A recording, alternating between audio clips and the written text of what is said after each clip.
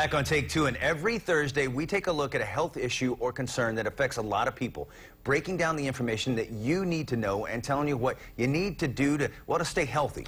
Dr. Kalani Brady from the John A. Burns School of Medicine, he joins us right now with this week's topic. And this week's topic, Doc, this is a four-letter word that when I say it, I wince, because I know a lot of people suffer from this. Serious pain. Gout. Gout. Tell us a little bit more about it. A lot of people live with it. What can you tell us? What is gout, and how many people suffer from it? Gout is a disease where there's a defect in the metabolism of the body, and uric acid builds up in those people.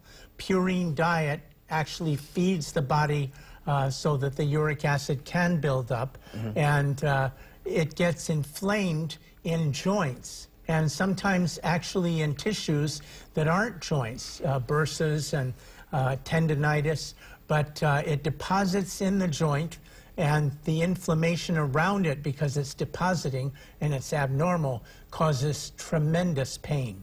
The most common place you get gout is the first toe. And you know, you've seen pictures, perhaps cartoons, where somebody keeps their foot all the way up because it's so painful that you can't even put your foot down. That's what I've heard. I've heard it hurts even like a light cotton sheet that you might cover up with just to protect yourself from the fan. I heard that can hurt. Absolutely. Ow. And it's very common. 1% to 2% of the world's population has gout, and more men than women. The guys. How's it treated? What are some of the medications that can be used? Well, first of all, it will resolve on its own, but you shouldn't wait. Though. Yeah, a couple of weeks on its own. Ouch. But I would basically treat it as soon as you have an attack, because you minimize the damage, the joint destruction that can actually occur when you have gout. The medications these days, number one is colchicine, which is a medication that you can start and then take in 2 doses the first day, and will hopefully arrest the attack of gout.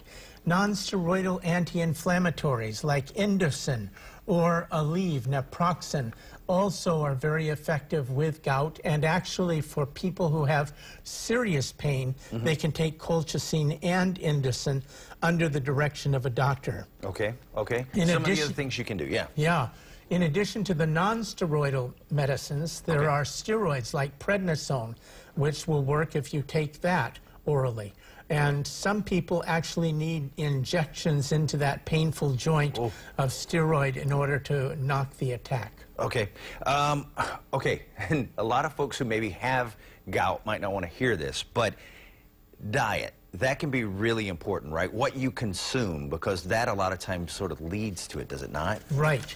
The important things with diet are, if you're overweight, you should lose weight. Why are you looking at me? You're not overweight. Dr. Brady, yeah, you're a kidder. And you know, people who exercise, they get dehydrated. So it's very important, if you're exercising, to stay hydrated, drinking lots and lots of water so you don't get dehydrated, which can stimulate a gout attack. In addition to that, Jai, alcohol makes gout happen.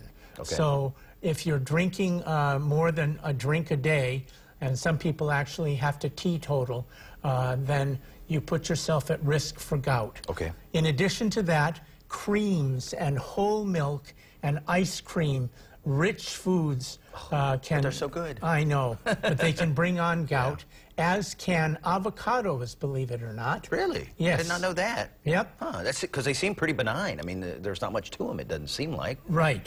Huh. In addition to avocados, the other products that can cause it are organ meats, like kidney or liver, ake. Those kind of things can cause a gout attack. And of course, shellfish is one of the big things. That one can really do you in. All those different shrimp, crab, anything like that, right? Right. Real quick, is it hereditary? It is hereditary. If you have gout, however, you can take a medication to help prevent the gout, so that's a good thing. Dr. Brady, thank you very much. We appreciate this. I guess I should call my mom and thank her that I do not have gout. Yes, indeed. At least half the family is taken care of. Yes. Thank you, Dr. Brady. Appreciate that. pleasure. He joins us every Thursday, not only on Wake Up Today, but here on Take Two. Appreciate it, sir.